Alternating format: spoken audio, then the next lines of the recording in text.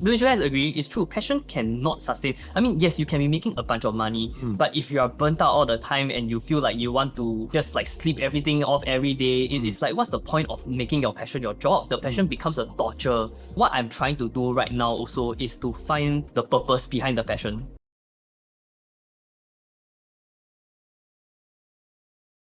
Hello everyone, this is Gerald here, and this is a series called I Know a Guy, where I interview interesting people doing interesting things. Today I have JJ, who's the co-founder of LFG Content Co, and we're going to be talking about his new place that is an automated podcast studio. So if you've ever dreamed of starting a podcast without needing a crew, this is the place to be, and he's the man that you should be looking for. Hello. Hello JJ, nice to see you, man. Nice to see you. Okay, so this is the place. Welcome to the studio. It's a very, very humble and cozy studio. Okay. When you come into the studio, you unlock the studio via the app, and then the door unlocks. You come in, Okay. and you're greeted by this machine. It's called Spectra. We built it ourselves, and this is the machine, the brains behind everything that happens here. It's a combination of hardware and software, automation, and AI. Okay. Created this from scratch. So the shell, the metal casing was custom made in China. Okay. And everything inside we actually assembled here in Singapore. Oh wow. So this is linked to the studio. So this controls everything physically or digitally in the studio via this little thing here or the app. Oh my god, it's a Stream Deck. Yes, it is a Stream Deck. It is Oh. the easiest off-the-shelf control that we can find, and Okay, why? it really doesn't make sense to make one from scratch. All custom icons also. So when you come here, Wow. you can see all the controls are Check, can you see? here. You're there. So bookings and everything, you do it through the app, as you can see. Okay. So door opens here. You click this. It's like a smart home system lah. Basically, you know, you come Okay, here. I if heard you the door open up. Yeah. Okay. You will turn off if you want to off the lights via the app. You can. It's basically a smart home system, just that it's in a studio setting. So yeah, you know, even like changing of the lighting and everything to suit your brand, to suit your content creation and everything. Okay. And this studio fits up to 4 packs. 4 packs. Yeah, so right now you can see the camera configuration. Where's the camera actually? The camera is the box, and the box is the camera. Wait, the box is the camera? Yes, so the lens is hidden behind the machine. Yeah, and the reason why it's so is because we also have a teleprompter. So teleprompter controls are here. You can load up your script and hit play. And you know, like usually when it comes to like scrolling the thing, it's very, very troublesome, right? So we actually have custom made foot pedals to scroll your teleprompter. If you want to faster, slower, you want to pause it and stuff like that. Right now the screen is set to a 2-pack setup. So say you have 4 people, you can keep the preset and it auto sets to a 4-pack setup where you can have a conversation or like a podcast with 4 people. These mics, right, they are just props, they don't work. So whatever that's inside is stripped out. You can see it's actually not connected. Oh, These are okay. just props. The actual mic is actually here. So it's actually a broadcast microphone. Oh wow. Yeah, that they use in like newscasting studios and All everything. just in one. Yes, so it's a high fidelity broadcast mic, and what happens is that it captures any sound that is within this semicircle here, and it goes into our system, which is and the audio is being run through 3 things like basically, which is AI noise cancelling, AI multi compression. Everything must have AI now. Yeah, basically lah. Yeah, Okay. it's a software lah. You know, so and AI EQ that is optimized for speech. The price is fixed. It's $39 per session, Okay. which is in 30-minute blocks. And our main studio is $149 per session, and it's 1 hour blocks. Okay. So you are essentially coming into like an entry level setup where it is less customizable, but you get to record high fidelity content in 4K resolution. People come in to record a lot of educational stuff, you know, like you're a coach, you're a crypto trader, you are a tuition teacher. So we have quite a real estate agent, we have quite a lot of those. Okay. And once you're done, everything is in the app. So when you have a booking, you can see your booking on the app here. Okay. So once you're done, you can click this recording file thing, and it generates a Google Drive link with all your files that is being recorded here. Wow. So you can then send this Google Drive link to your editor, to your friend, or even just download it straight onto your phone and then edit it on CapCut or whatever to post it. Wow, so fast. That's crazy. So all videos that's being recorded here is being recorded in both landscape and portrait. So you can easily just re-edit it to whatever platform that you feel like you're suitable for you. So essentially, this is a curtain. They can Correct. change into two types of curtains. There's a lamp there to give a bit of Correct. Yeah, ambient let me light. show you. So you can remove the lamp if you want to, but Okay. essentially there are two backdrops. One is a black. You've been to my main studio before, Yeah. right? The concept is the same. One is a black setting, one is a more lighter cream colored setting. So you see, it changes the entire vibe of the studio. Wow. Okay, Shad, you can see there. What it looks like. In the near future, we're planning to have a prop shelf over there behind the Spectra. So Okay. if you want to like change this lamp into like a plant, like a fake olive plant or whatever, that's possible also. So it gives people a little bit more customization. Why not have a green screen that can CGI in the So background? actually, that is a fantastic suggestion. Serious? It's already in the works.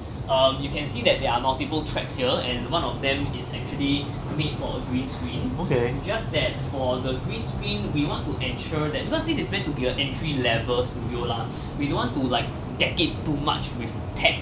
Then people come in, they don't. It's not like a use one console to control it anymore. You know, when you include that kind of thing. So we are trying to figure out which one makes more sense, a LED backdrop or a green screen. Oh, okay. Yeah, so we might not do it here. If it's a LED backdrop, we might do it somewhere else. So we've seen how this space works, the tech, the automation, the polish. But I'm curious to hear from yourself how this all really just came about. I mean, this came about when we started LFG Content Co a couple of years ago. I have been in the media and marketing space for a while, and I sort of noticed a little bit of a market gap in specifically podcast studios, right? Or rather affordable studios where people can record in-studio content.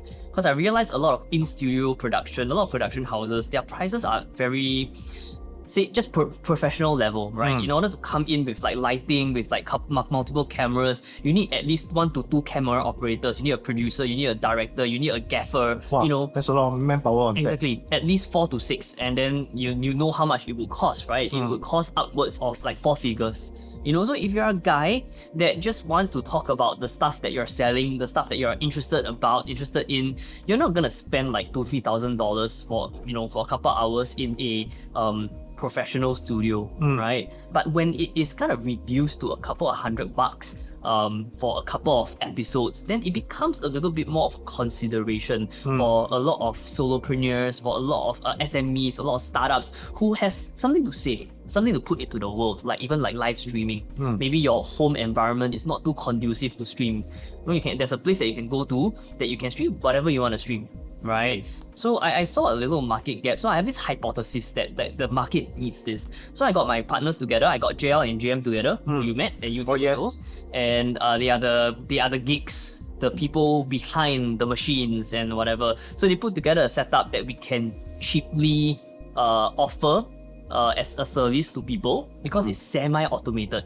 So instead of needing a crew, an audio engineer, a gaffer, a camera operator, we came up with this Frankenstein of a setup where one person can control everything through one computer that is semi-automated. I've seen this setup before. It was very interesting. Right. In a similar setting that we had it there's the first time. Compared to this one, what we're seeing here, that was like really a Frankenstein. There were wires everywhere. Yeah, It was quite the production set, but everything in front of the camera is all looking very good. Yeah, exactly. It is a Frankenstein of a setup. It's not meant to look pretty. It's meant to be affordable for the amount of effort and money it takes to look pretty would be passed on to the consumer, Yeah. for sure. And I think that defeats the whole purpose of making content creation accessible. Yeah, so when we started LFG Content Co, we started to have clients, like surprise, we started to have clients. So my hypothesis became a little bit of a factual Was theory. validated. Yeah, so we have had people like we have a lot of people who are founders who come in to try to share their stories. We have people who run small businesses who invited their clients to come in to record testimonials. We have people who have all sorts of podcasts. We have had even brands like Lego. Lego? Yeah, Lego comes in to live stream. And we have even Carlsberg who comes in to live stream on Okay. Shopee and stuff like that. Even Lego live streams on Shopee as well. That's why you were talking about the Yeah. structure you Correct. you mentioned So earlier. in our studio, that is very possible because we have a structure installed on the ceiling where we can install multiple lights and camera that just face down. But here, it gets a little bit more tricky. So kind of gotta work on it. Okay. But yeah, so all sorts of people come in, and we realize there's another problem, which is that my guys, who are the two people that know how to operate our Frankenstein of a console, It cannot be everywhere. overworked. Yeah. Okay. So then, 3-4 months in, we decided that we need to figure out a solution to like eventually fully automate it. Semi-automation doesn't seem to be good enough. Yeah, because to find someone, hire someone, and train them to operate our Frankenstein of a control has proven to be a challenge. Is it due down to the skills or just generally the process that someone really needs to sit down to understand it and day in, day out? I think it's a little bit of both, because my partners they are hardware and software trained in both audio and visual, and they create content themselves. They have a lot of friends who create content. So I think it boils down to intuition. I think you can train in terms of the skill. It could take a while, but intuition takes years, Okay. you know? So rather than trying to look for a human and train them, and you know, the human eventually leaves a year later or two, probably better to R&D something like this. Yeah. Which is very interesting that you mentioned. I was really going to go to the point of how do you balance between hiring someone for a job, knowing that they could possibly find something else, or they could move on a year or 2 years later, and then putting in the effort to R&D content or hardware. For myself, even for this series that we're doing, I would say in some ways it's a R&D phase. I'm only shooting 4 episodes as a pilot, and it's really down to chat and the response as a whole to see if it's going in the right direction. Yeah. So in your point of view, how do you actually make the call and how much do you invest into? Invest does not mean to have money, but also time. That's a fantastic question. I'm a very, very big advocate of... Have you ever heard of this thing called the Monte Carlo simulation? No, I've not. Maybe you can explain. It's basically a mathematical method or theory that states that you can only make the best decisions with through data analytics. So you analyze data and then you find the best way forward.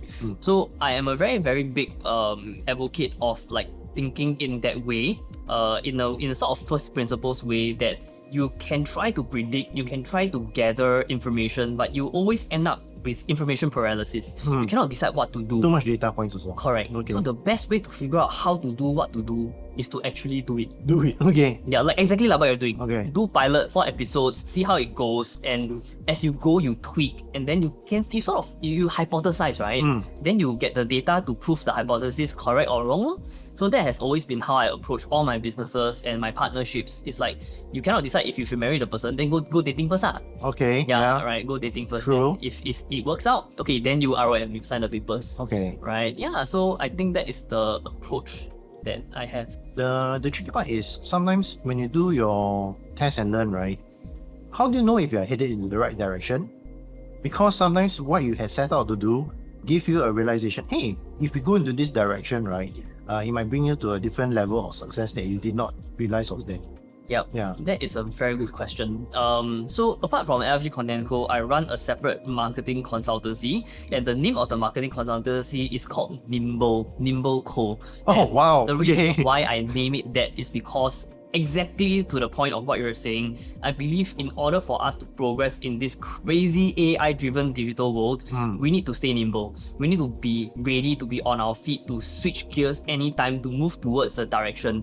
So one of the things is like, we spend a lot of money, like a lot of time to build this, but we could easily be displaced tomorrow. Okay. Because tech is absolutely insane, right? These days you have like I think online they call it AI twin, where and you have VEO. After we launched this, VEO 3 immediately launched. So one of the people that came into the studio asked us, actually, what's stopping us from using like technology like VEO 3 to generate the whole podcast rather than come in and actually do it? So the answer is no. Like it could, technology could very well displace us. I've got a good response to that. Have you heard of Notebook LM? No. It's a tool by Google. Go check it out. And I used it for a recent exam I did. I have a tourist guide license. Okay, nice. So the weird thing is, with all the information, right, I had so much information that if I keep on reading the textbook, it's like it's not going in. Yeah. I just reading the same thing. I took all the information and I threw into Notebook LM. It turned that thing into a podcast. Oh shit. It's an thing in the podcast. It was perfect. The person who was reading it, perfect diction. He was able to curate it very nicely. But that's when I realized that podcast, to some way, at this point of time in this generation, right, is very scripted. Yeah. To the point where it's a performance between two people. That's why I wanted to do something a bit more raw. Where chat is now seeing me live streaming, going to a place, then we're just having a chat. Yeah. But in that position, right, that's when, going back to your question of someone was asking, why don't just people watch it on AI? Yeah. I think there will be that. Yeah. But what I think really lacks, right, is why would anyone want to watch more computer generated stuff? And that's where I'm thinking, let's do more, if they go this way, going the other way. Yeah. Yeah, approach. I mean, I would like to agree with you, but the answer, I mean, for me, my perspective is I don't know what adoption looks like, what adoption would look like in whether it's AI or tech, or how much humanized content or businesses will retain its integrity. Okay. You know, so the answer is we don't know, but all I do know is that if we just ponder over topics that we can never find the answer, things like morality and whatever, and you don't do it, then you will never find a way forward. Like what we're really trying to do here is, if we get displaced tomorrow, it's okay. We have gotten from point A to point B. Now we can figure out how to get from point B to point C. But if we haven't even gotten to point B, then we forever don't need to go anywhere. Yeah, correct. Because you have not picked up the lessons to understand what has taken you to get to that point of time. Absolutely. Okay. Yeah. So I have this theory because I run businesses. I love running businesses. Okay. So I have this theory that when we do business in this age, or rather my own interest either you be very, very tech focused, which requires you to be extremely fast paced, extremely nimble, AI, machine learning, biotech or whatever, that kind of thing. You do that, or you do something that it's very, very hard for AI to replace. For example, things that got to do with entertaining somebody. Okay. Yeah, for example, say like karaoke. You will never get an AI to sing karaoke for you. Maybe AI assisted auto-tune or whatever, yes. Okay. But yeah, you'll never get an AI to replace the experience of being in a karaoke room, kind of thing, you know. So I think this is my theory, this is my hypothesis. So you think that live performances still has a place in the future? Life experiences. Yeah, so whether it's music based or entertainment based, like you will never, like let your kid go to AI playground, you like the actual playground, the actual roller coaster that gives you the actual, whatever you call it. That one's Ready Player One. Yeah. Yeah. Oof. Do you think we'll ever get there? Possibly. I think Right. if your headset can have a good battery life and not too heavy. In our lifetime, maybe. Yeah, possible. Yeah, when we get there. I don't know. Okay. So now that you have run so many businesses, right? What's your one-liner pitch for this LFG Pod? If I have to summarize it, I think we just the LFG Pod is a physical location to empower people with voices that they want to share to the world. Okay. Pretty strong. Yeah. And how do you think this is being received so far? I think it's pretty good. As with any new concept, new technology, it takes a while for people to adopt it.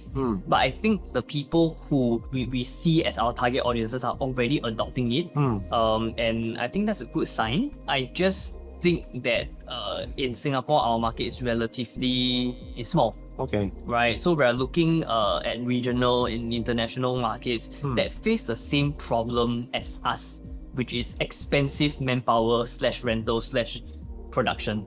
I'd love to say that looking around this space, right, is very straightforward because if I were to look at it, you only have a backdrop, lighting, and a camera. Yep. That's pretty much it. And Pretty much, yeah. Pretty much it. And the beauty is the simplicity in the sense that you could just take another space and there's very minimal installation. Yeah, pretty much. I mean, Sure. acoustics is one thing. So it has to be a certain.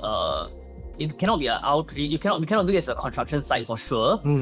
But if it's a generally okay location, mic can cancel out the noise. Yeah, you just come to a nice environment to deliver your message. Okay. It's basically that. What I think most people think content is just hitting the record button. What's something that they don't really get now that you mentioned that you have run Nimble Co? Right. Yeah. Actually, I think what people don't really get is that content is just hitting the record button. That is my own perception. Just start, you mean? Yeah, like content, that is content. Everything is content. Like I've worked with many different brands that is at the MNC level, that's at the startup level, and that's at the solopreneur level. And everyone seems to think that in order to create content, you need a storyboard, you need some kind of concept, you need a hook. Without a hook, the content wouldn't work. But people spend so much time developing hooks and storyboards and concepts and brand guidelines that the competitors have already released 50 other videos that's going viral, right? So I think contrary to what people think, content is about hitting record. And back to what I was talking about, Monte Carlo simulation. The more content you generate, it's not about the numbers game where, oh, like buy Toto, right? The more content you generate, the more virality, chances of going viral. It's not that.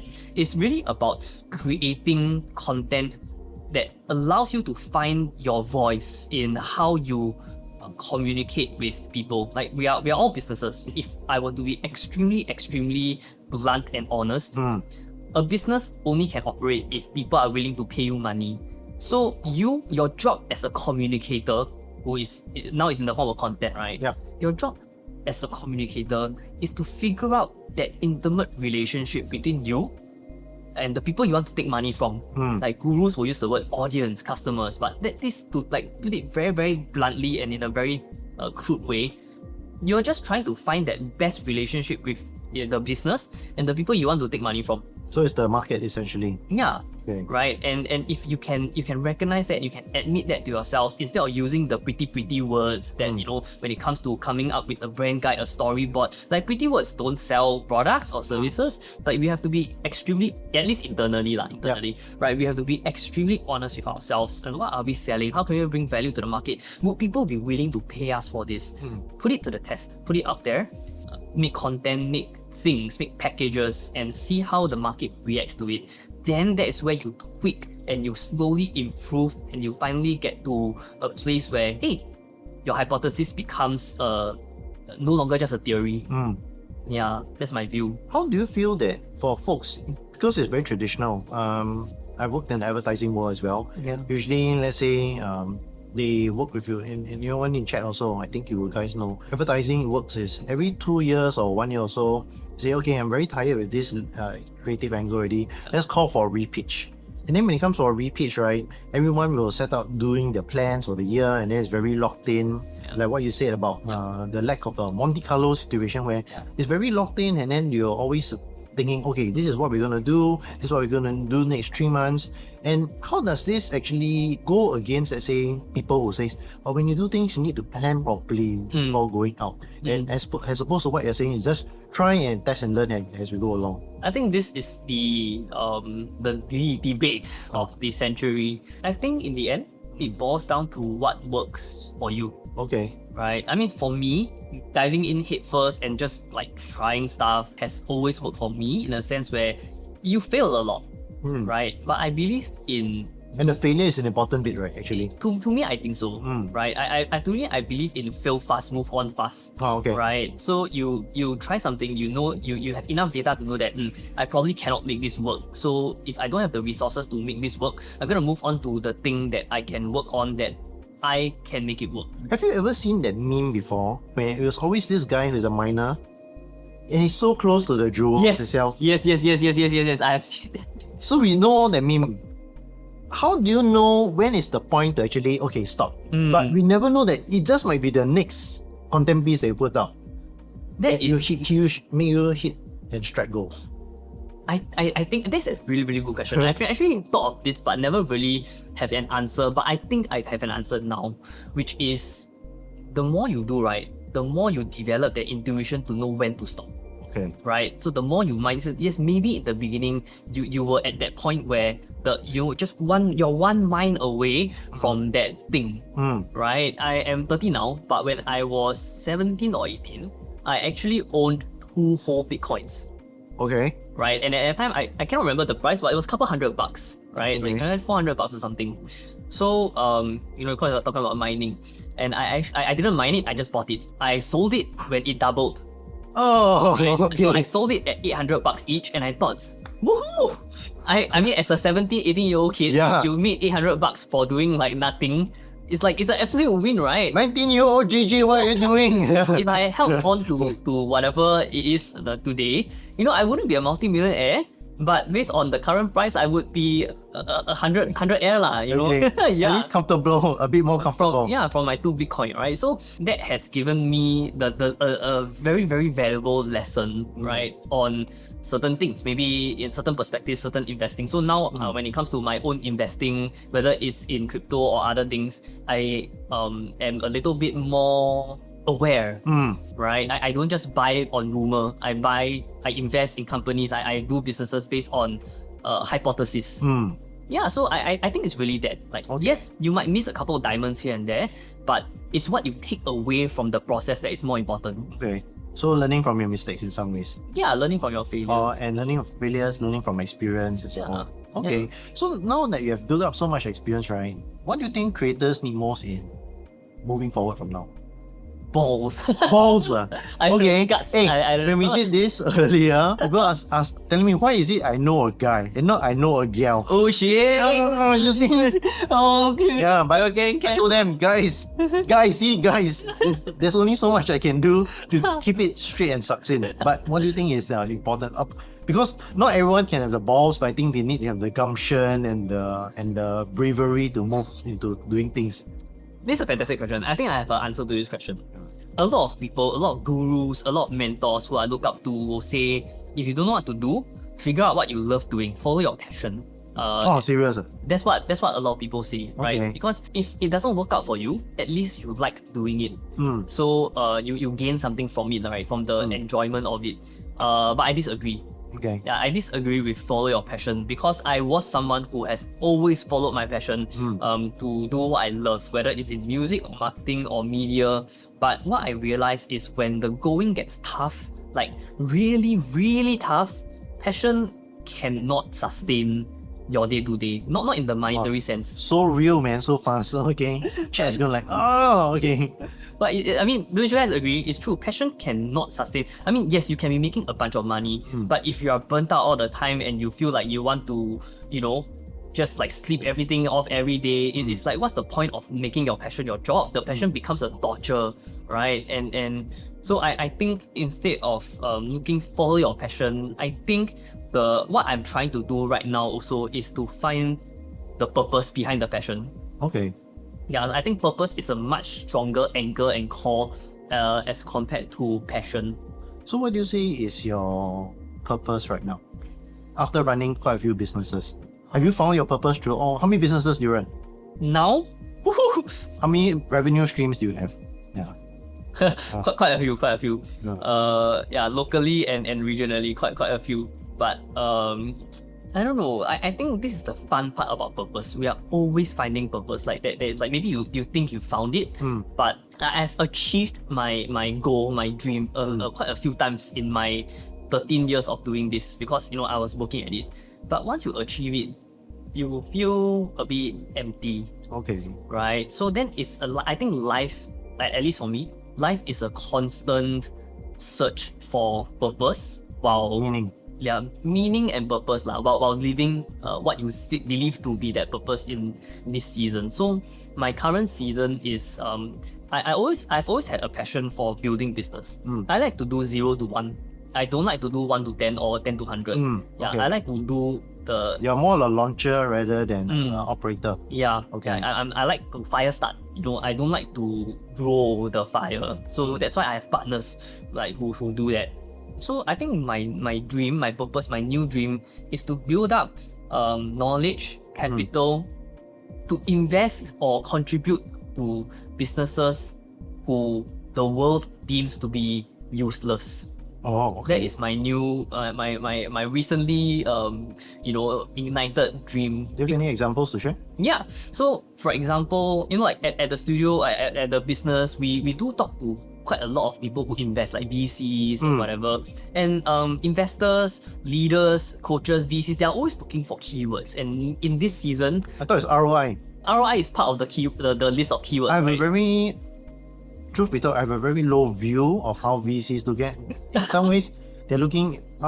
It's not wrong. In some ways, their job is really to put in revenue or their investment, and then they say, okay, in how many years will I get back my amount? And not many people also know that VCs can actually take this as they call it like a voucher or their shares, and if they don't think it works out, they just sell it to the next person who's willing to take on the risk. Yeah, absolutely. So I mean, then that is a discussion on morality and whatever, which I don't really like to go into discuss. Okay. But so VCs, however they operate, whether your measurement is in EBITDA or P&L or projected revenue, or is in things like past revenue, or is in things like keywords. Like a lot of keywords nowadays is like you say ROI, cash flow positive business. Keywords like biomed, AI, machine learning, sustainability. These are the hot fire keywords that people invest in. But how about that guy who just loves perfecting brownie recipes, that wants to launch a brownie shop but don't know how to do it? Then how about that guy that wants to 3D print eco lamps in the shape of mushrooms because he loves lamps and mushrooms? Okay. The legal mushrooms. Okay, got it. And how about the guy who just wants to paint Warhammer figurines? I know many people who just want to play Warhammer figurines. Yeah, like these are all like these are not world-changing, life-changing businesses, but it can change lives in that community. And which generally goes back to the part that you talk about passions. These things seem to be very passion driven, but yet also you're trying to give them an opportunity to live their passions, but now with a better safety net. Right, true purpose. Okay. Right? Because like in my life, I've always started random crazy businesses on a whim, right? Because I have always been the do first and say. So I started all sorts of business like sunglasses production business, consignment, resume writing, consultancy business, and all sorts of things, because I think there's a market gap. When I was much younger, even when I was hustling at music, I just wish there was someone who could like support me and mentor me through that process, so I can walk a lot less of the windy path, So later on in my mid-20s, I met a lot of very, very good mentors who really gave me perspective to help me in some way find success or sustainability now today. So what's the one piece of advice that you have received from a mentor that still sticks with you right now? That is a very, very good question. Wow, there's so many. Let me see if I can pinpoint one. Maybe it's I was saying maybe the mentor that you regularly have conversations with. That's the thing. I don't have a mentor that I regularly have conversations with. In different seasons, I have different mentors, because you outgrow your mentors. Because if you are growing and you outgrow them, means the mentor is actually mentoring you. Right? So if the mentor forever mentors you, then the mentor is probably not very good.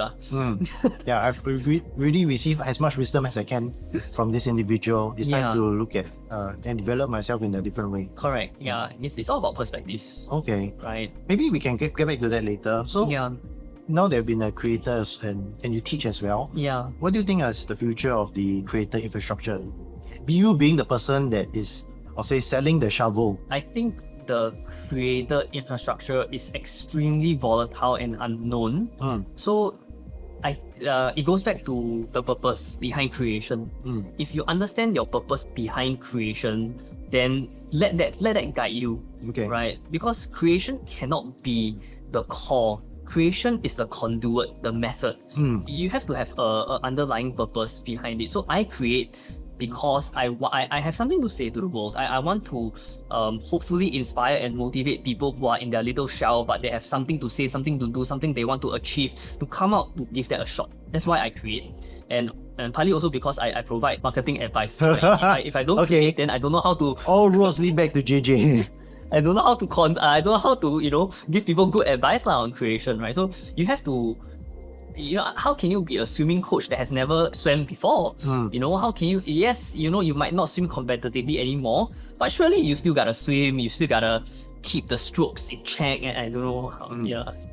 So still have a bit of the skin in the game. Yeah, exactly. So find the purpose behind creation. Like, why are you creating? So while it's still volatile, it's really to understand the market and ensure that if you are staying on this path, it can't be just purely monetary. It has to be, what's your reason for being in the first place?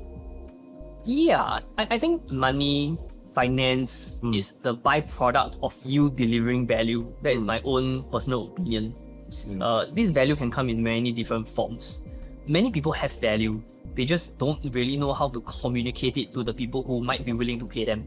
Okay. That is the goal. That is what we're trying to do here. Do you feel that when creators, they generally are very focused on their craft, they are not good communicators when it comes to speaking to businesses and understanding what the businesses want out of them? Yes and no. I think that goes back to what we talked about just now, which is to be honest with yourself. If you know that you're a creative person, you're pure creative, you're here to work on the craft, but you know that you still need to build a relationship with customers, with investors, with whatever that you need to build, then partner up with someone. Okay. Right, partner up with someone, because like you've met my partners JR and JM, they are full creative, they are full tech and whatever. Then I partner them because Okay. my passion and my purpose and my craft is talking and is To sell. communicating. Okay, yapping. Yeah, it's yapping. Okay. It's to help myself and people realize what they want to achieve in a way that aligns with our values. So I have 3 core values whenever we make a business decision or life decision. I always base it on these 3 core values, which is you happy or not? You happy or not? You Okay. can make money or not? Okay. Can sleep at night or not? So Okay. it's a question of contentment, finance, and morality. Which of these 3 do you hear has the most importance? All are equally important. All are equally important. Yeah. So if it doesn't check these 3 boxes, I won't do it. Okay. I mean, okay. There are some stuff that don't make money also can do one. Yeah. But then It must give you better sleep or better happiness in terms of doing it. yep. Okay, the Yeah, trade-offs. correct. I used to be very active in music, and music was my main income source. Okay. But in September, I'm releasing a song after like many years of not releasing music to celebrate my 30th birthday. Okay. So that one is not to make money one. In fact, I spend money and I calculate, I know I won't break even. Right? But it's like... It's a pure passion project. Yeah, correct. So when you admit that you don't have that expectation to generate revenue, then... Okay. It's a bit more honest with yourself in where you're gonna take this. Yeah, Right. yeah. So like, but I know when I'm doing this, hey, I got people to feed. I got partners that rely on our work here to make a living. So it cannot be a fun thing lah. It has to make us all happy, make money, so that we can fulfill the dreams, the goals, and must be able to sleep at night. This is actually very important to me. You must go to sleep, knowing full well that you made a moral decision that will not negatively affect other people to the best of your ability and knowledge. Okay. And I think this sleep part is a bit underrated in the sense that you also don't want to worry to the point for things out of your control, right? Oh Yes. no, what will this happen? What if I do this? And then tomorrow, if there's a big decision, someone else is going to might throw a spanner in the works. Yep. Yeah. You must have that peace in that decision that you make. Okay. At what point do you realize this was important to you? When I was teaching. Oh, okay. Yeah. Teaching. Wow. Okay. I think I've been teaching for 7 years. And along you still the way- teach? Yes, I still teach. I love teaching. I don't think I'll ever stop unless I physically cannot anymore. Because actually teaching teaches me more than the students, in my opinion. But I think I have learned more from my students over the 7 years than what I've taught. This is what I learned while teaching, because a lot of people come to me for advice. I teach business in the creative context, which don't usually go hand in hand together, because craft and making money are two very different. No one tells you how to put together invoice. Yeah. How do you manage your P&L? Yeah, How correct. do you put together a proper proposal? Yeah. Yeah. Absolutely. So my whole approach when it comes to teaching is I hope to help people turn their passion and purpose into sustainable businesses, so that you can continue to do what you love doing. And so in order to do that, you have to make money. So then along the way, I figure out, actually a lot of the decisions I made in my life that worked out for me was made with these 3 guiding principles. So I just cemented them in my mind a couple of years ago that, you know what? This is my guiding principle. Happy, make money, can sleep at night. Okay. Wow. That's very strong. Yeah. Let's do a lightning round. 1 sentence answers only. Don't need to elaborate. Okay. Are you ready? Most overrated piece of gear. DJI Osmo Pocket 3. Oh my god, we have it over there. I feel attacked. Okay. Next one. One thing every creator underestimates. The power of just do it. Not sponsored by Nike. Okay. The most useful platform in 2025. Community. Wow. Okay, it's interesting. And then I think this one you can go a bit longer. It goes back to earlier what we had shared earlier. Scripted or unscripted? Unscripted. Wow, so fast. What do you think is more powerful? Unscripted. 10 out of 10 unscripted. I think people spend too much time scripting when no matter how much you put on a show, no matter how much you script, over time your personality, your intention, your values definitely gets shown, get leaked out. So why overscript? Like, learn how to communicate your value, your mind, your thoughts to people, and don't script it. My personal opinion, not advice. Okay, very powerful. And it comes with practice, I'm pretty sure. Yes. How long did it take for you to get to this point? Years, man. I think as a yapper, you tend to over yap. And when you tend to over yap, concepts and core key concepts gets lost in the yapping. So I think my challenge as a yapper is to learn how to deliver more concisely. I'm constantly learning how to do that. Being able to be quickly get to the point and don't talk too much, but also try to listen. Absolutely. Yeah. Don't over yap. Was there an instance that you found out that you yap too much that it affected you negatively? Not really. There was no particular incident, but I realized that yapping is as important as understanding how the other person or people perceive it, right? Because something can be really, really awesome in your head, but if you yap too much to people who don't get the context of it, it becomes useless yapping. Yeah, so like exactly what you said, listening and understanding. It goes back to what I was talking about before. No matter what you're selling, whatever what you're yapping about, it goes back to that relationship between you and the person that you are talking to, your audience, the customer, your friend, and how you yap changes depend on that. Yeah. I think for that point, I think what's important here is how fast you're able to build a rapport with the person in that few seconds or that few minutes. Hey, hi, my name is Gerald. Hi, my name is JJ. Yeah. Then after that, you're able to get to, let's say, cut through the small talk, get enough information, and then you will find on some core values. Yeah, absolutely. Okay. All right. That was the segment already. And what do you think of this? I mean, when you say scripted, right? Mine is hardly any script. It's just guiding pointers. I love it. You love it? Yeah, I absolutely love unscripted. Like for my own podcast, which you've been on, I have like some guiding questions to help the guests feel comfortable, but I always prefer unscripted. And so like this setup and everything is so raw. I absolutely love it. And this even like this. yeah, it's amazing because whatever they recorded here about 60 minutes of content can be rejigged, re-chopped, and re-edited into so many different things for different platforms that serve different purposes. So the creation process should be like that. When I'm creating this process, right, it's important, especially in chat. If you're thinking of creating your own podcast, is really think about the moments that you want to have, and then you create the segments. You have to, in some ways, put in the situation or ingredients to get to the point of what you want to achieve. But everything around there leading up to it, it can be a bit more freeform. Yeah, exactly. As long as you have the core pillars that guide it, then the rest is up to the spontaneity. I think content is all about being spontaneous, being authentic. So this whole series is called I Know a Guy, and I like to end every episode with this.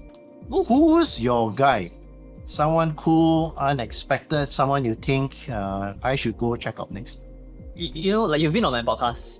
I've interviewed many guys and girls. Okay. Interesting people. I would say Gerald from Geek Culture, but then that doesn't make sense. Wow. So I talk to myself all the time. if I have to recommend a super interesting guy, I will say, so I have this friend, his name is Jasper. He goes by the name Tired But Woke. He specializes... Tired But Woke. Yes, interesting, right?